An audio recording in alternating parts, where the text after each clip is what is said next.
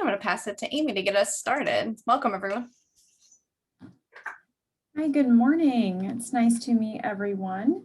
My name is Amy Fisk. I'm the Assistant Dean for Accessibility at SUNY Geneseo. And I think I know most of you. I'm Rebecca Muster. I'm a faculty member in the Department of Art and Design at Oswego, and also the Associate Director of CELT. And we're going to talk to you today a little bit about universal design for learning and our students.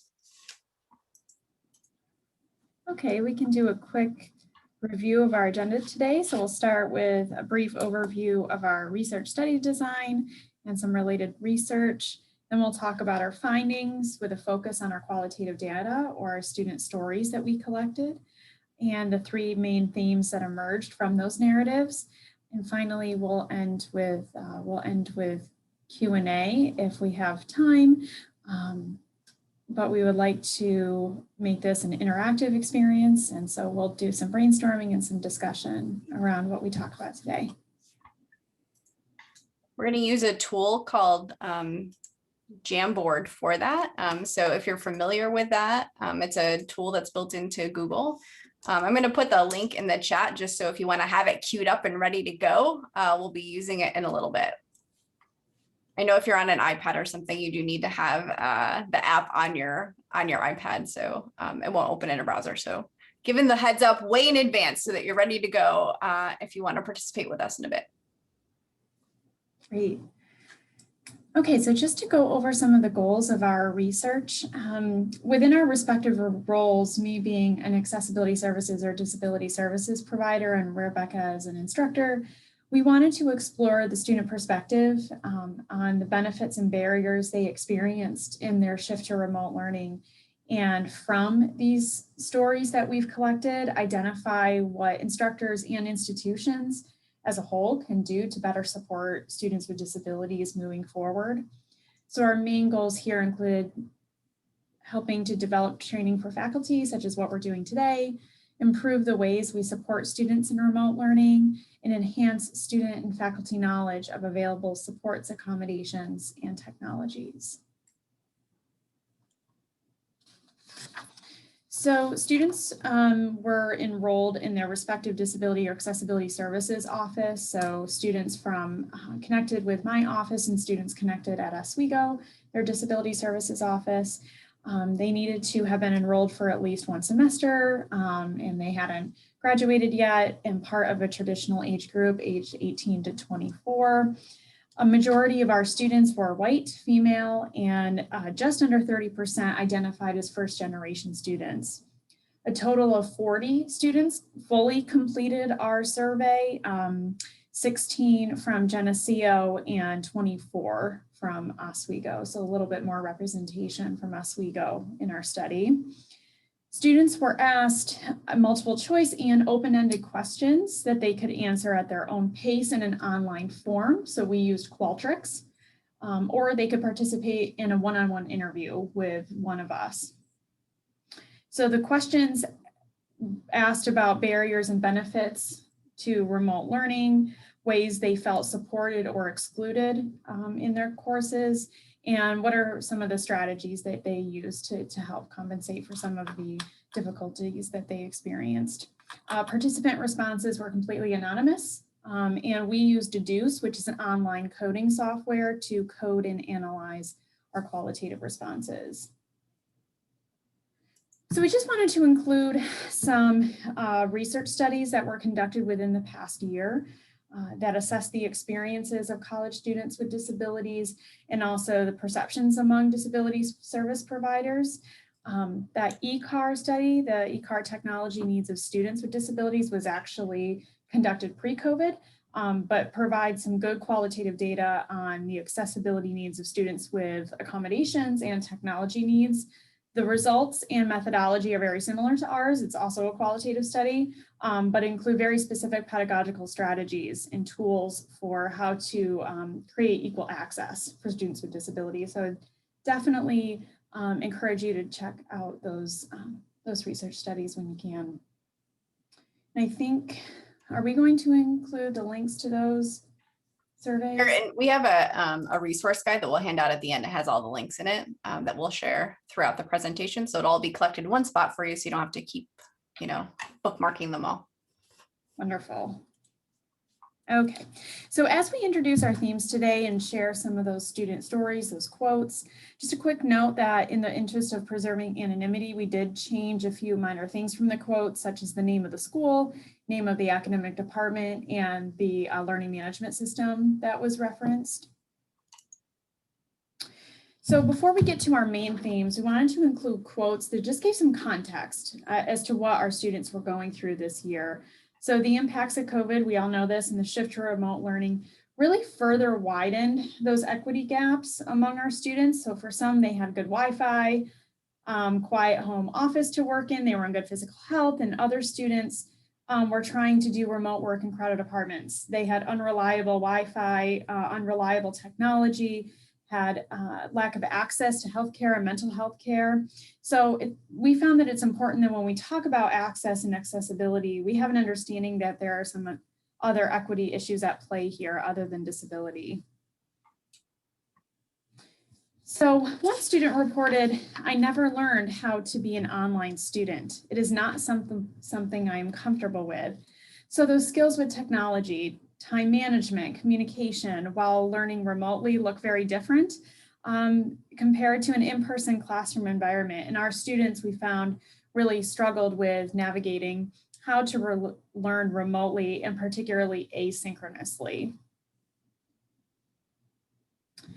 This student reported, "I traveled back to my apartment after a while to be able to focus and study. However, it was difficult having a roommate doing the same thing.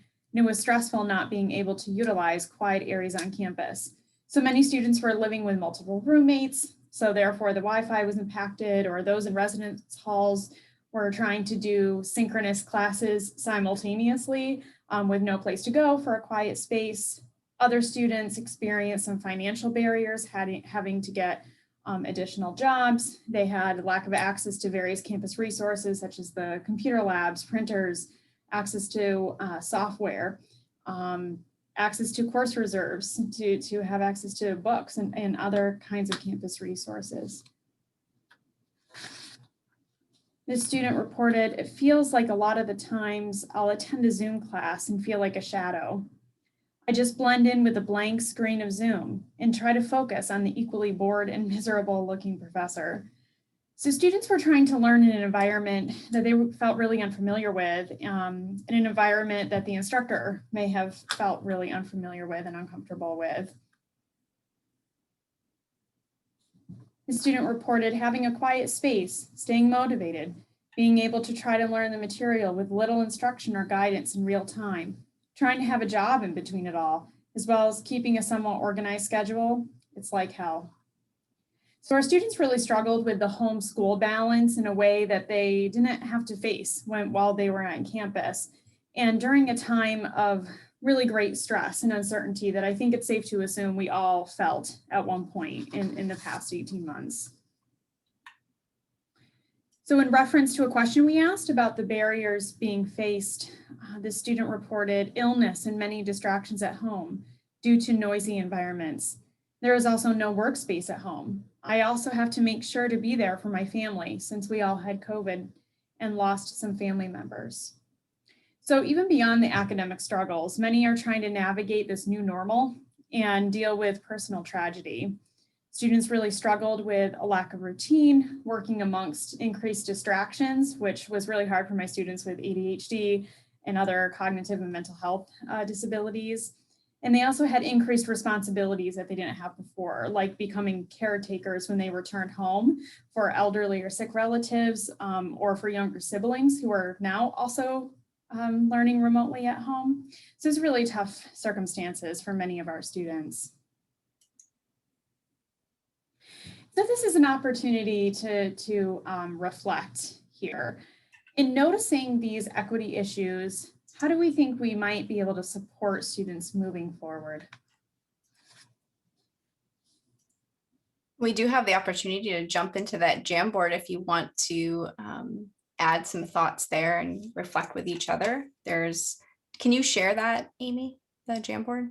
Yes, let me stop.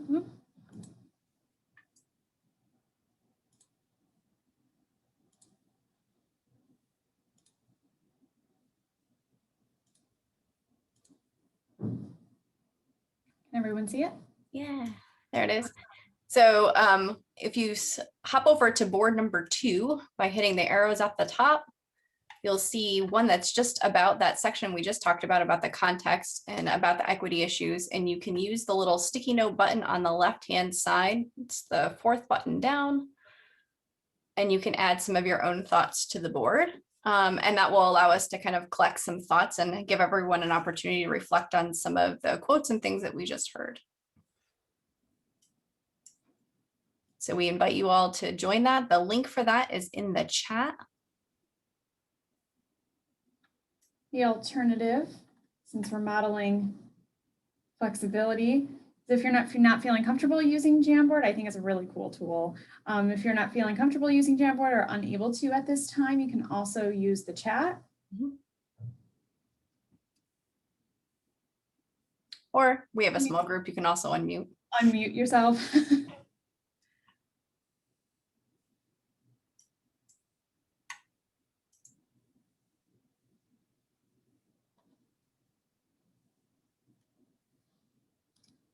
I know Amy and I have spent a lot of time thinking about some of these quotes and things from our students and really thinking about what that's going to mean as we move into the next academic year, right? Although they were reflecting on a really crucial kind of crazy time, that impact isn't going to go away on those students or on us as we move into the fall, no matter what our situations look like in the fall. Provide multiple ways to complete a task or assignment so students can choose what works best for their learning style. Yes, that's something we'll talk about later. No, at Oswego, we try to help students by providing links to internet providers who are offering free internet. And as time went on, we provided MPIs when necessary, also laptops and Chromebooks, yep, helping students out there. I know one of the things that we weren't surprised by, but definitely came up with kind of realizing as we were combing through the data that we collected was just how many of the equity issues that our students face that really weren't disability specific, right? It was just all these other equity issues that then was compounded with student disability on top of that, right? So it was a really complex network of complexities that students were facing. So important to kind of think about that intersectionality that students are experiencing. Checking in with students more frequently throughout the semester, maybe anonymously or one-on-one, rather than waiting for final evals. Yes, definitely something that we'll talk about more. So many of our students reported it just made such a difference when instructors reached out and said, how are you doing? Are you okay? Are you hanging in there? Recognizing it was a really crazy year. Now we can, go ahead.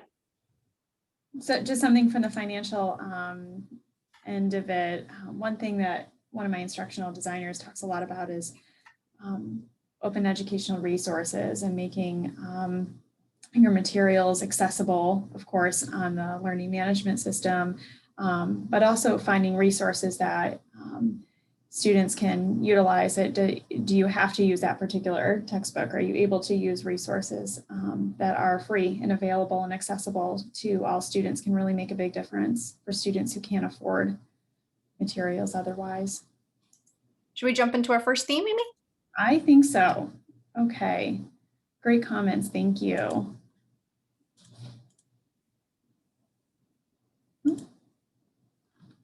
Oh, yes, okay. All right. Thank you. Mm-hmm. So one of our first themes that we want to share with you is organization and structure, particularly of the learning management system in particular. So 25% of our student respondents indicated that one of the benefits of online and remote learning has been clearer course requirements, deadlines, and syllabi, largely because they were all kind of collected in one place and they were easy to find in that course management system. And so as we move forward, especially with SUNY's kind of new commitment to reducing paper, faculty and students are all going to be kind of using our learning management system probably more than we have in the past, even when we're in person, not only to distribute course materials, but also to collect assignments and things. So kind of another reason, right, why the organization and structure can be important here. So next slide. Mm-hmm. So one of the students said, professors hide different assignments in different sections of the learning management system. And it's almost like a scavenger hunt or a game to find out where my next assignment will show up. Not a game we want our students to be playing, I don't think. Next, another student said, I've only had one course that was all online, which was my easiest to navigate and most fulfilling class in terms of the material I learned. It was rigid with its modules, with easy to understand and follow presentations, and lost my spot. And everything was always posted on schedule. Unfortunately, that was the only class that was like this. My other courses were absolutely all over the place. So, you know, just based on what the students are saying, right? Like, it's really important for this organization. 33% of our respondents indicated the importance of the organization of the learning management system and the timely availability of course materials. And this is really important because students might be looking for transcripts or things like this on the learning management system. So that timeliness is really important. And if students are in 5 different classes, they're likely to experience 5 different ways their course is organized. And of course, we all think our way is the best way, right? So it's really important to be really explicit with students about our organization and be really consistent within our course across modules, units, weeks, etc. And when possible, it might be advantageous for departments to even think about kind of coordinated structures so that there's even more consistency within a department or program. We definitely don't want students spending their time and effort looking at materials, right? Looking for them or finding the materials they need to engage with. We want them to actually be engaging with those materials.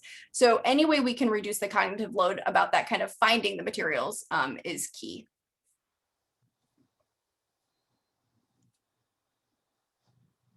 So another student reported, it's much easier to do things when everything for a unit is due on the same day every 2 weeks. Another student said, one barrier faced is a lack of closed caption videos, whether that's linked videos, recorded Zoom videos, or certain Zoom functions. Some teachers post their content and I would need after an assignment is due or a few days after the fact. So again, that kind of routine and consistency is appearing, and that timeliness idea is also here. So our next kind of takeaway is, again, consistency, but in this respect, kind of schedule or routine kind of consistency. That's not to say that it's not good to mix things up occasionally, but we don't want to mix things up when, in terms of when due dates and that kind of thing. That routine can be really helpful. So think about things like when materials are available to students, when items are due, and when items might be returned. Establishing that routine is not only good for students, but it's good for us as faculty, right? For all of us to time manage and keep on task. And it can also be really helpful to think about having materials due in the middle of the week or after a time where they have access to you, right, for help. So in other words, if you're not available on the weekend for help, perhaps we don't have them due on the weekend so that students are able to get help right before they're due. And then 60% of our respondents also indicated that one of their keys to success was the implementation of time management strategies and aids. And many students use things like to-do lists, calendars, and planners, probably as we would expect. And the more we can help as faculty offer scaffolding and structures to help students plan and manage their time, the better for everybody. Another student noted, it was so extremely time consuming to watch all those videos and barely get anything out of it because I had no idea what to write down. It was so unorganized. Another student said, some professors also just throw up the link to the textbook and that's it. No interaction, no actual teaching. I could literally buy the textbook on my own without paying thousands of dollars, so I don't see how that's acceptable. I don't either. And another student says, I guess I feel like the professors are trying to make sure we're doing the work by giving us more work, Like they're not giving us PowerPoint slides, so we would watch the lectures. I just feel like overall, there's no real way I feel excluded. But at the same time, everything makes me feel excluded. So our third takeaway around organization and structure is the idea of structured activities and interactions. Activities that help students tease out main ideas when reviewing course materials like guided notes, embedded questions and videos, maybe low stakes quizzes that you can take multiple times, discussion reflection questions. These can all help students focus on what's important and come more prepared to class. Likewise, kind of helping students connect with each other for study groups or other kinds of peer-to-peer interactions in class can be really helpful and effective in helping students gain some access to materials and also understanding those materials. Peer-to-peer interactions are really important for learning. A novice's translation shared with another novice is much more likely to stick than an expert's point of view, right? So we'd like to invite you to the next page of that Jamboard to reflect on what ways you have or will build an organization or structure for students. So it could be in a class setting, but it also can be in all the other academic supports we have on campus, right? Like we can think broadly about the ways that we're supporting our students and their academics, depending on the role that you have on campus, right? So what are ways that you have or will build an organization and structure for our students? One participant said, that's a great idea to continue to use Blackboard as a central hub for all info, syllabi, et cetera, even if the course is not an online or hybrid course. So absolutely, it's very helpful for students to navigate the material, stay updated since they receive alerts on the learning management system. For students who may not have been able to attend class, right? That can be really critical to be able to find the assignments. I just put that Jamboard link in again. I think we've had a couple people join us. So we're using Jamboard to share some ideas if you want to reflect on some of those thoughts. I think I'm still sharing my screen. So we're on page 3 of Jamboard. So you're not sharing your screen for me? Sharing.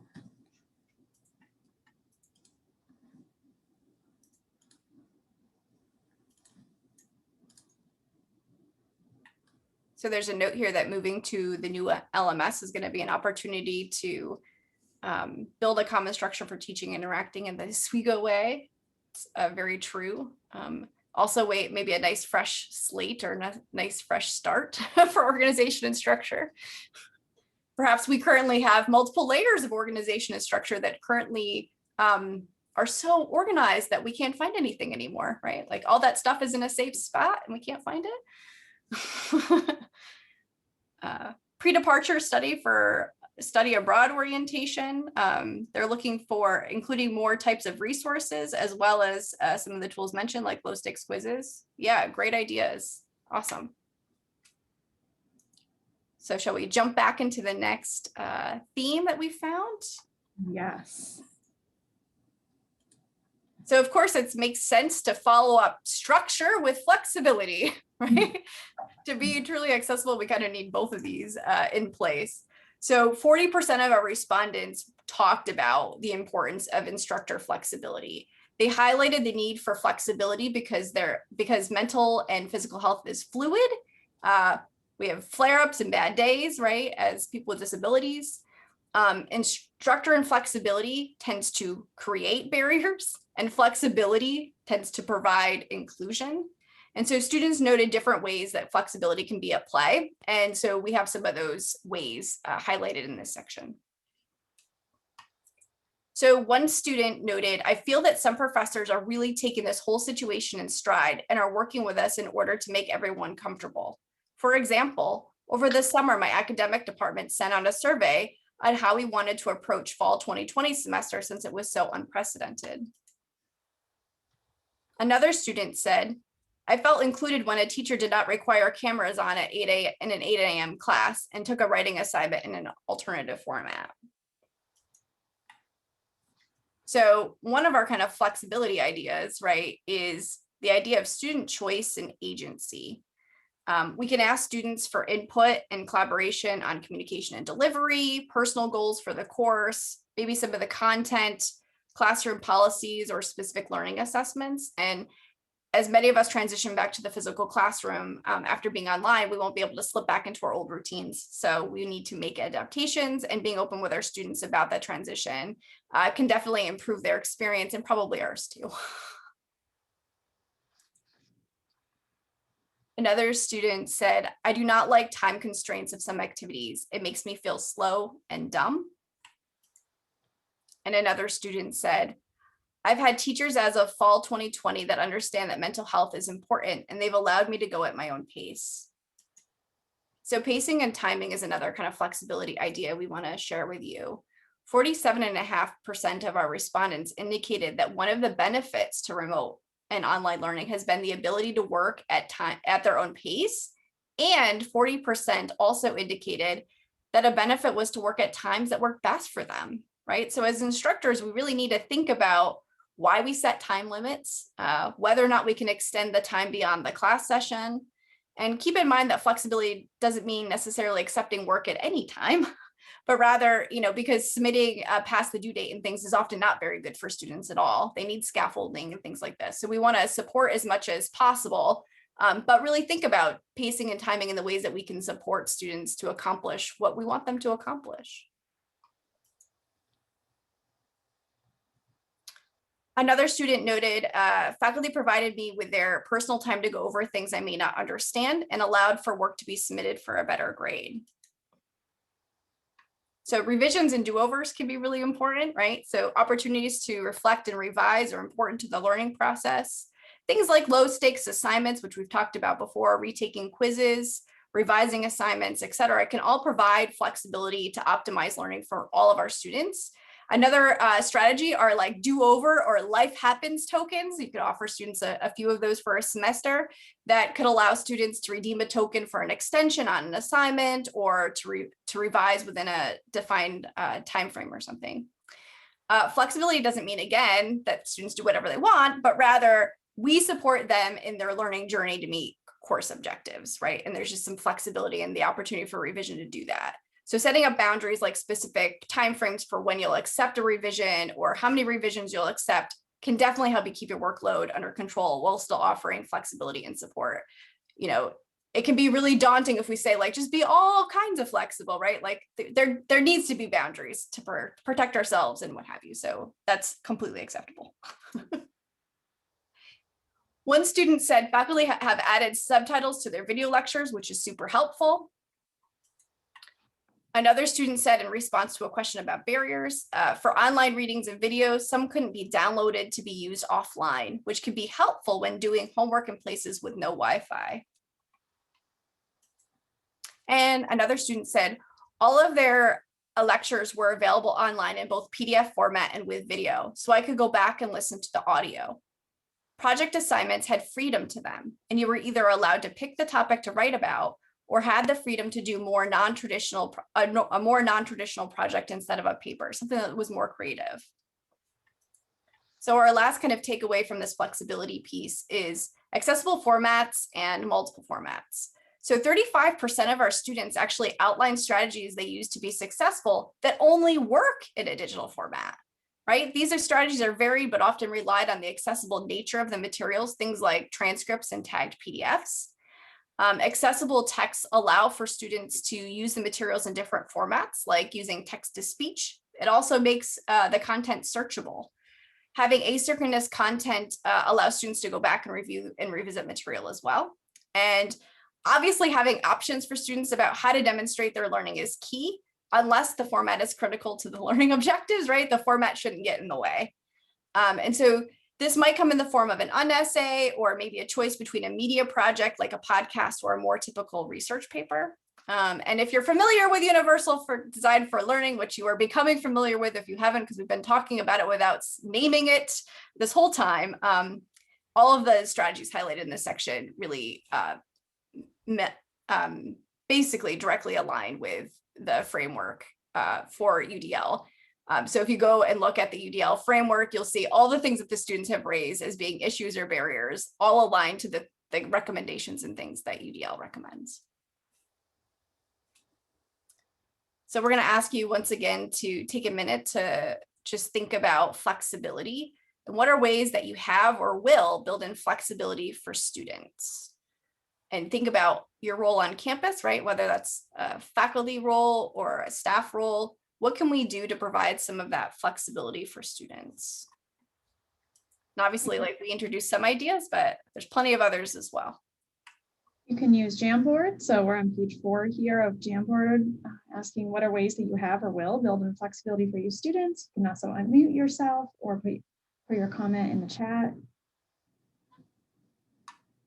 As it relates specifically to timed assessments, I've had a student who had multiple disabilities and struggled with a time assessment piece, and who said, you can have the same content within a 50-minute exam, but when an instructor kind of shifted from the discrete time limit to you have 36 hours to complete this exam instead, that their performance on the exam was significantly increased because they were able to take more breaks. They weren't so anxious about that clock running down on our LMS, that their performance increased just from that. So something to think about.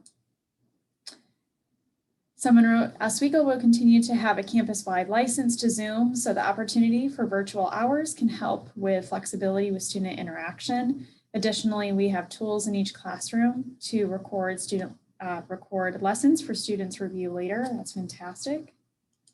Open pedagogy projects. Yes. Yeah, the ability for students to kind of co-create things and put them out in public, right? Offers alternatives to traditional research papers, right? So it's an alternative way. It's also a great collaborative way to have that peer-to-peer interaction, and really an ability to revise and kind of work through ideas. So great suggestions here. I love the Life Happens tokens.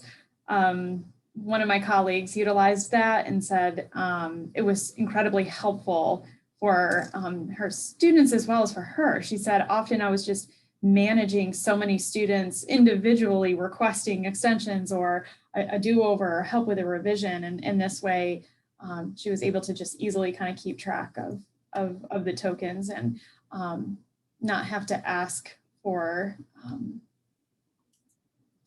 individual reasons for why a student might need an extension. So the student was able to maintain privacy, but also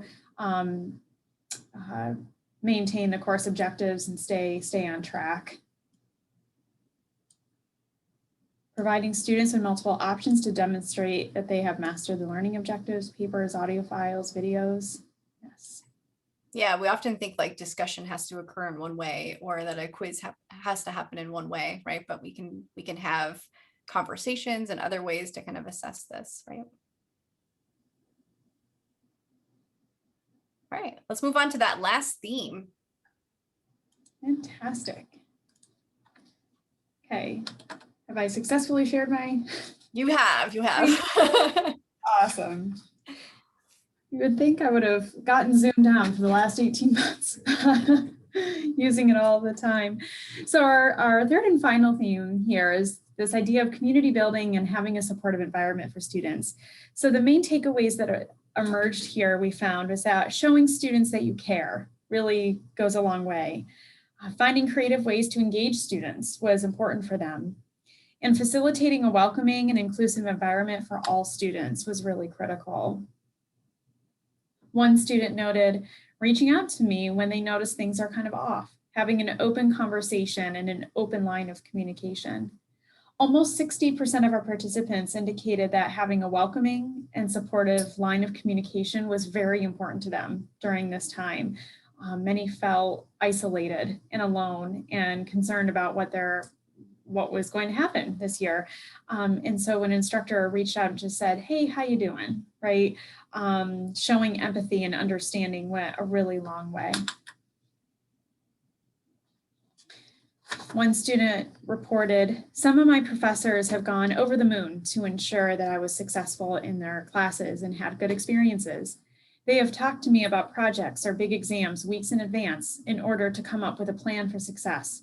They also did not ask any questions if I had to take breaks during class or make a big deal out of me stepping out quietly. They have made me feel supported and not embarrassed, as some have." So going back to Rebecca had talked about scaffolding time management, right? Helping those students create checklists, create rubrics, ways to help students understand what they have to do, and connecting with them is important. So again, the main takeaway here, checking in on students, connecting on a human level, really facilitates that sense of belonging. The student reported using virtual whiteboards that everyone could participate in, kind of like what we're using today, Jamboard, and in speaking to us personally over topics other than math, like how we were doing and how the semester was going for us. Little things and discussions like that, I feel, definitely allow students to be more comfortable with their professors in an uncomfortable class environment. So nearly a quarter of our students reported what a difference it made to have activities and course structure that promoted community and that peer interaction, even in a virtual space. The student reported some professors made sure that some students participate by calling them out. So many of our students indicated it was so hard for them to focus on a screen for several hours a day. And I think we can all attest to that at some point. And this student indicated that having an active discussion was important to them rather than just straight lecture. That can be really tough, and they have smaller attention spans. So it can be really great to keep them engaged with the material and with each other when there is an active discussion. This student reported, "Many teachers expect you to be outgoing and ready. They also don't take into account that just because I don't have a learning disability, that my anxiety isn't real." So alternatively, for students who do struggle with participating, kind of think about other ways students can be involved. Maybe the use of chat or a group Google Doc, facilitating breakout groups to avoid cold calling individual students, right, in a large Brady Bunch Zoom room.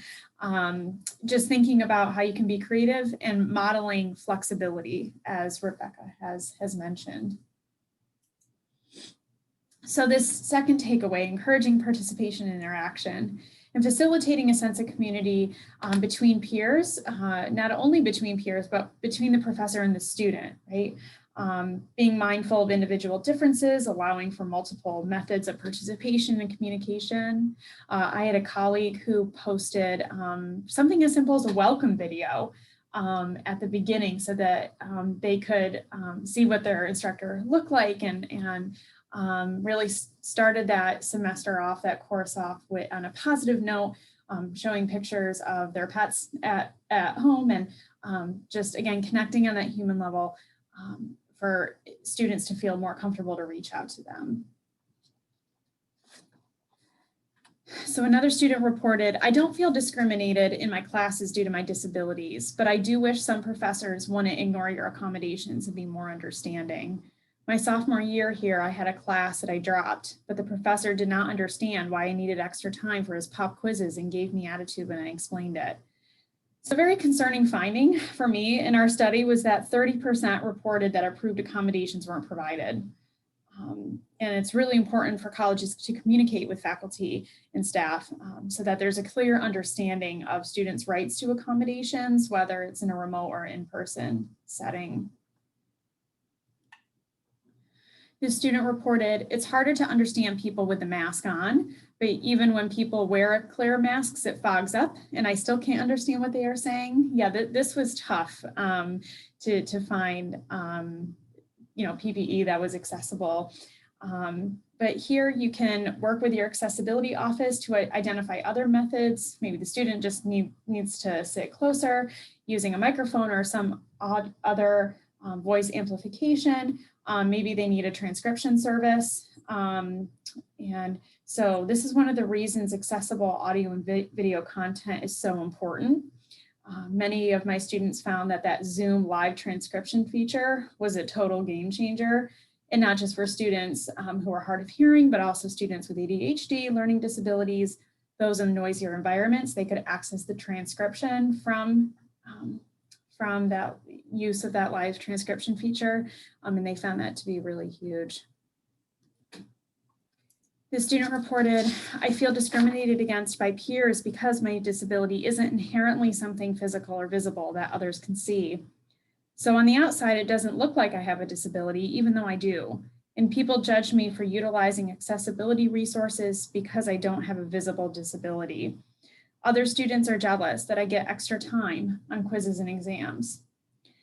So one way that we can really model this culture of inclusivity is taking time to go over that syllabus statement that you're sent, that your Disability Services Office is sent to you. Go over that syllabus statement, encourage students to talk to you about their needs and come to you if there are any accessibility issues. Acknowledge that students learn and participate differently. Again, modeling a culture of inclusivity, speaking to students privately regarding accommodations instead of calling them out in class about that. All of these are ways that we can promote a positive, inclusive environment. And our takeaway here, meeting students' needs. So it's not just about meeting and implementing those accommodations, meeting compliance standards, but promoting an accessible environment to all students, and so they feel like they belong in your course. So an opportunity to reflect here. What are ways that you have or will build in community and belonging for your students? So again, we can use Jamboard, or you can use the chat or unmute yourself. So I tried to sign up for Jamboard and I thought I succeeded, but I did not make it. So I've not really been participating, but I've been listening and this is really interesting and really helpful. I work in admissions and it's certainly been a strange year, but there are definitely some ways in which the shift to being online, I think has equalized some of the access issues, you know, they've taken geography away. I actually work for Oswego from Long Island, so I'm used to working remotely, but not spending quite this much time on Zoom, I guess. I think going to test optional really helped. One thing we did is we have a new, if you heard about Wiser, the Oswego Admitted Student Zone is an online community, but it's something that we completely own, unlike Facebook. And so students were able to, and if when they sign up, they agreed to abide by the Oswego Code of Honor, which I think is helpful and helps people be civil. There's certainly been no issues, but that was one attempt to sort of build a community. And we've tried other things like GroupMe, just to get students who were accepted and becoming Lakers, have them feel more, more a part of the family. Or like kind of the idea of using GroupMe or other platforms where students already are, right? Like meeting students where they're at, no matter what that is, right? So we often talk about in the classroom setting as being kind of academically where they're at, but it also means like where they're communicating and how they like to communicate as another way to meet them where they're at. Right. I mean, every year when we use Facebook, they'd say, I haven't been on Facebook since I was 12, but, or I have to create an account to then share my Insta and Snapchat and everything else. I mean, if you're on Facebook, you're talking to their parents or maybe their exactly. friends. Well, this is a shocking realization also, is exactly how many parents are pretending to be their kids. I mean, we knew it was happening, but it's happening more and more. So, but also I think another big takeaway is the, this access issue, the widening wedge between sort of haves and have-nots, how this pandemic has, when you think about, who has good, if everyone's in a class, they've got the same conditions, right? But if you're at home and some people have great connectivity and other people don't, or you have 7 people in your apartment as opposed to a big house, we're seeing a lot of that. And I think we're seeing it in the help that students are getting applying to college. There's just a really big gap. There was really big changes in our urban applicants. Those school, I don't know, I felt like my Long Island schools, they were still, reaching out individually and hounding students to get their applications in. So that was fine for those students, but not fine if you weren't at a school like that. So I'm talking more, all admission stuff. So it's a little different, but. It's all important. Yeah. Thanks, Kate. I think that, one of the things that Amy and I were not necessarily surprised to find, but like are glad we can share out is how much those inequities are layered, right? And that these are all words from students with disabilities. So we all know that there's some barriers associated with being a student with a disability in college, right? But then on top of that, right, like there's all these other inequities that they're also facing, and that it's often quite complex, and that we really need to be thinking about equity holistically when we're thinking about supporting our students. So you want to maybe just ease into our wrap up, Amy? And then we have time for probably a couple more questions or more discussion if people have things that they want to talk about. So we can use this time for discussion. We also have a resources document that we can put the link to that in the chat. So that will provide some additional I'm on it. Resources on, you're on it, and some of the things that we've talked about, some great reads, podcasts, research studies, things that might be helpful as we transition into the fall semester. Some of the things that we've talked about, Rebecca and I, is that we don't want to see, there was a ton of professional development surrounding making sure your courses were accessible, right, in this time for remote learning, which we definitely needed. But we're hoping that we don't see this as a Band-Aid for just getting us through remote learning. But what are some of the lessons that we've learned along the way and how we can better support students moving forward, whether we're remote or in person? And we're hoping that some of what we talked about today can be utilized in our post-COVID era, if you will, because there's no such thing as going back to normal, or there are ways where we shouldn't go back to what was normal. Yeah, we've seen faculty and staff, really come together and do all kinds of things to support our students. And we hope that some of those things that really do support students stick, right?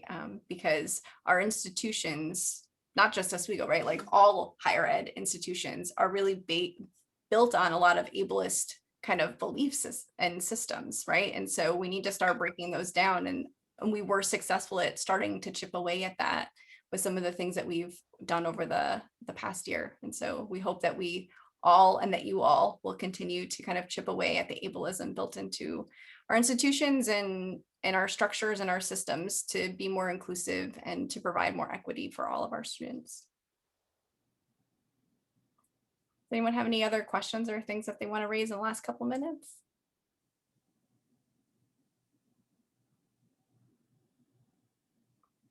Okay. Thank you all for your time, care, and attention, and for all that you do for the students. I did have one question. I'm sorry, we're about to go, but are you sharing these findings with everyone as opposed to just people who came to this meeting? Because I think it's something probably the people, who knows, there are people who need to hear this. How do we make sure that they hear it, right? Well, this is recorded, so this will be published. And Amy and I are hoping to kind of get an actual publication out. But yeah, we're happy to share what we've found so far. It would be a great thing for Oswego today, right, to sort of get that top line information or see some. I think even just the quotations really make you think and help put you in other people's shoes. And I just want to thank you both for this work. It's really interesting and important. Thanks, Kate. Thanks for the idea too. Take care, everyone. Thanks, that was good.